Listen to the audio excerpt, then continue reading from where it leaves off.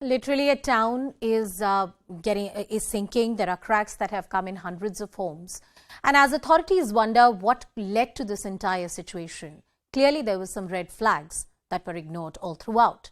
What is this story? Let's tell you more about it. The first signs of warning were when few houses had started reporting cracks back in 1971.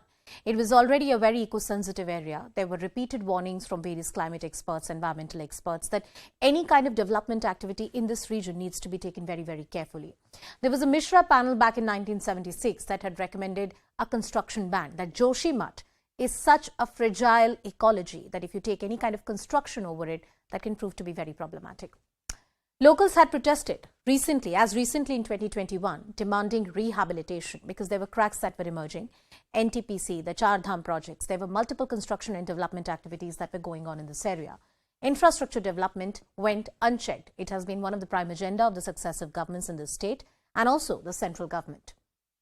Especially about NTPC, blasting used to build tunnels for the hydropower projects. Even earlier, when there were flash floods in Uttarakhand, it was argued by various experts that the kind of blasting which is happening in some areas, the tunneling work which is going on, that is precisely the reason why you're witnessing all of that. But in the absence of any conclusive study, to say it with certainty and authority is very difficult.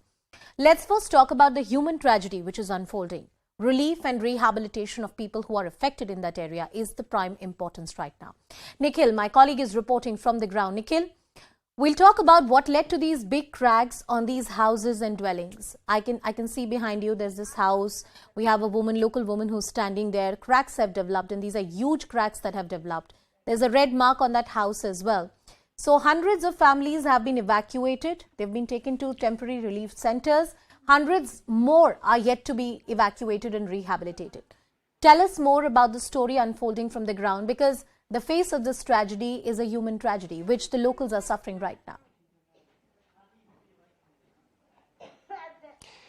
Anusha, to start with the fresh updates in this particular case, we have been given to understand that the Chief Secretary of Uttarakhand State, he has held a meeting of all the senior officials of the state regarding the rehabilitation work which is currently underway, and he has directed all the officials that each passing second is very important, because this is something which is very serious in nature. Also, it is race against time, which is clearly seen in the visuals as well. This is one of the house in Joshimath town where we are reporting from.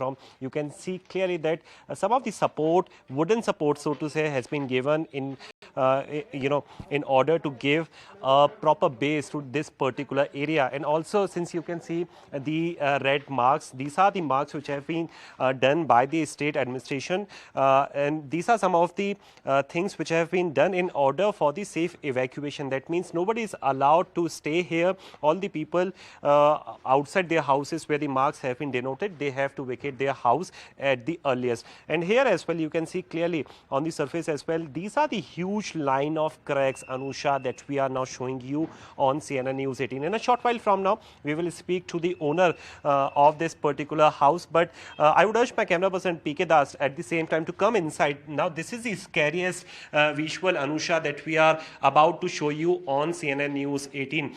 This is one room. When you enter inside the residence, these are the cracks. This is the line, huge line, which is taking its shape inside. It goes further to another room as well. So entire house seems to be very scary. This is the first time when it is being played out on CNN News 18.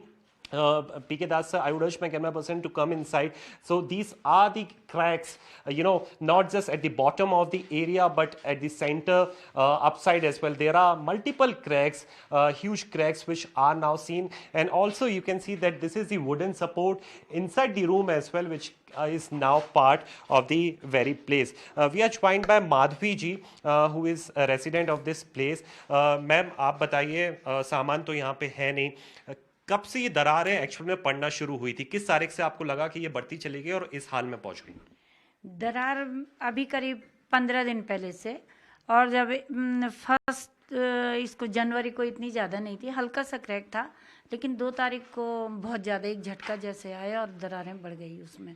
और एक ही झटके में इतनी सारी दरारें, इतनी ज़्यादा? नहीं, रोज बढ़ रही हैं, इतना ज़्यादा भी नहीं था उस दिन, लेकिन उसके बाद धीरे धीरे, अब कल कम था लेकिन आज और बढ़ रही है हमारे। क्या बात करें, मतलब ये आज का ये पूरा वो है, एक दिन का नहीं है ये, धीरे धीरे ये 10 दिन हो गए इसको, आज 9-10 तारीख हो गई। उससे पहले भी हल्की सी थी, 15 दिन या 1 महीने से हल्का सा ऐसी दरारें तो आती। तब तक सरकार ने कोई सुध नहीं ली आपकी? ऐसा कुछ वो सरकार के नहीं, ऐसा कुछ नहीं। पहले 1 तारीख से पहले डीएम साहब भी आए थे 15 दिन पहले, तो उस दिन देखा था उन्होंने, उस दिन बहुत कम वो था कि आपने बल्लियां वगैरह हमने का सपोर्ट में लगाई हैं, हो सकता है छत रुक जाए तो दीवारें तो फिर बन जाएंगी। तो शुरू में आपको क्या लगा, जैसे क्रैक्स दिखना आपको अलग अलग लेवल पे शुरू हुए, आपको क्या कारण समझ आया कि आपके घर में ही दिक्कत है या दूसरे लोग भी बातचीत कर रहे थे कि नहीं दूसरी जगह पे? लोगों के घर में भी थे लेकिन हमारे घर में ज्यादा आई, तो आगे से जमीन बैठ रही है कह के हमने सोचा कि सीवेज का पानी हो ऊपर से, जो कि ये गहराई नालों में आ रहा हो, नाले के रूप में आ रहा हो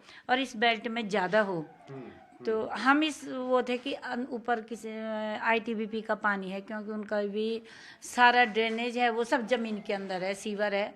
सन 65-66 कब से आईटीबीपी है, इतने सारे घर ऊपर बन गए हैं, उसका पानी है, सबके वो है। ठीक है माधवी जी, क्योंकि ये आपका घर है, आप यहाँ पे रहती हैं, अपने ही घर को इस हालत में देखना कैसा लगता है? मतलब मुश्किल है मेरे लिए भी सवाल पूछना, आपके लिए भी ये सब होते हुए देखना। क्या कुछ कहेंगी सरकारों को भी जो आपको देख रही हैं, सुन रही है आज? क्या कह सकते हैं बताइए आप, घर छोड़ना नहीं कहते कि पंछी कहीं दूर तक भी उड़ता है, शाम को अपने घोंसले में आते हैं, अब घोंसला ही टूट गया है तो फिर कुछ नहीं इस मामले में क्या कहें, कुछ समझ में नहीं आ रहा। मैं सोचती हूँ शायद नरसिंह भगवान की कृपा है जोशीमठ पे कि हमें पता चल गया कि ऐसा होने वाला है, मतलब आएगी त्रासदी। जैसे सारे वैज्ञानिक बता रहे हैं कि 70% जोशीमठ डैमेज हो चुका है, इनको शिफ्ट कीजिए। प्रशासन अभी 40% मान रहा है, लेकिन हो सकता है हल्ला करने से लोगों में भगदड़ मच जाए। अब आगे क्या, आपके परिवार वाले कहाँ शिफ्ट किए गए हैं या सरकार की तरफ से क्या कुछ मदद दी जाए? सरकार की तरफ से तो आए, वो पूछने कि आप कहाँ रह रहे हैं, यहाँ मत रहिए। तो मैंने कहा मैं पड़ोस में माणिक लॉज हमारे पड़ोसियों का, वो भी हमारे तरफ पूछता नहीं है। उन्होंने कहा हमारा होटल अभी सेफ है तो वहाँ आ जाइए। ये सरकार ने शिफ्ट किया अपनी स्वेच्छा से, आप अपने से गए? पर उन्होंने कहा ठीक है, हम 4000 रुपये मंथली किराया उनको देंगे। वो ठीक है, अगर उनको देते हैं तो ठीक है, लेकिन हम लोग 4000 का क्या होगा बताओ। 4000 किराया आपको देना है? हाँ, कहते हैं कि एक परिवार को 4000, आप कहीं भी शिफ्ट हो जाओ, ये सरकार ने बोला। सरकार। बट क्या ये वाजिब है? एक तरफ तो आपके ऊपर आपदा आई हुई है, दूसरी तरफ आपको ही शिफ्ट करने के लिए आपकी ही राज्य सरकार आपसे 4000 रुपए किराया मांग रही है। नहीं, हमें नहीं मांग रही, देने को कह रही, हमसे नहीं मांग रही, वो देंगे। अच्छा, वो देंगे, सरकार देगी किराया। जहाँ पे हम रहेंगे पे वो व्यवस्था सरकार करेगी। अभी खाने की व्यवस्था भी है, उन्होंने 5000 रुपये की व्यवस्था कर रखी है कि फिलहाल आप आटा चावल वगैरह जो भी है वो लीजिए। ठीक है, आगे अब आप माधवी जी, आगे आप क्या देखती हैं, क्या लगता है आगे क्या होगा? डर है, भय है फैमिली को लेके, परिवार को लेके? यहाँ पे तो अब सरकार ने कह दिया कि यहाँ पे हम ये सोच रहे थे कि शायद फिर मकान बनाए, कैसे भी ज़्यादा पक्का नहीं होगा तो टीन शेड बनाएंगे, फैब्रिक हट बनाएंगे, पर वो कह रहे हैं कि नहीं, इस जगह पे अब मकान नहीं बन सकते। तो हम चाहते हैं कि सरकार बात करे, क्या पॉलिसी बनती है। अब तो ये पीएमओ के उसमें भी है, 1 टाइम सेटलमेंट हमारा कर, जब हमने यहाँ पे रहना ही नहीं है तो हम क्या करेंगे। कंपेंसेशन के फॉर्म में माधवी जी आप क्या चाहते हैं? हम चाहते हैं हमें कहीं पे ऐसा सेटल किया जाए जहाँ पे हमारे बच्चे रोजगार कर सकें। कहाँ जाएंगे? जिनकी मार्केट में दुकान है, हमारा होटल था, पर्यटन पे हम निर्भर थे, अभी यात्री नहीं आएगा तो कैसे चलेगा आगे का। बच्चों का है, स्कूल है, 2 छोटे बच्चे हैं हमारे, पोते पोतियाँ, तो उनका स्कूलिंग का क्या होगा। बहुत सारी समस्याएं। ये 4000 किराया या खाने का जो तुरंत सहायता करता है प्रशासन, हम ये नहीं कह रहे हैं, ठीक है, लेकिन लॉन्ग टाइम के लिए तो नहीं है ना ये। आपका मैं मंदिर भी देख रहा था कमरे के अंदर, लास्ट में उसको शिफ्ट करूंगी, भगवान जी को अपने साथ ले जाऊंगी। अभी तक हिम्मत नहीं पड़ी उनको शिफ्ट करने की? नहीं, अब क्या, मेरा ही ठिकाना नहीं है तो उनको कहाँ ले जाऊँ, पर अब है, पैक करके भेज देंगे उनको भी नीचे कहीं जहाँ हम जाएंगे। चलिए, उम्मीद करते हैं यही कि जो भी हो जल्दी हो और अच्छा हो आप सबके साथ। So Anusha, this is the voice that we were showing you on CNN News 18 and this is the current situation in the Joshimath area. This is just one residence that we are showing you in the Joshimath town, but there are several places, and as per the official record we have been given to understand, Anusha, that close to 603 are the premises which have been affected, and you can see that the shifting work is currently underway. There are residents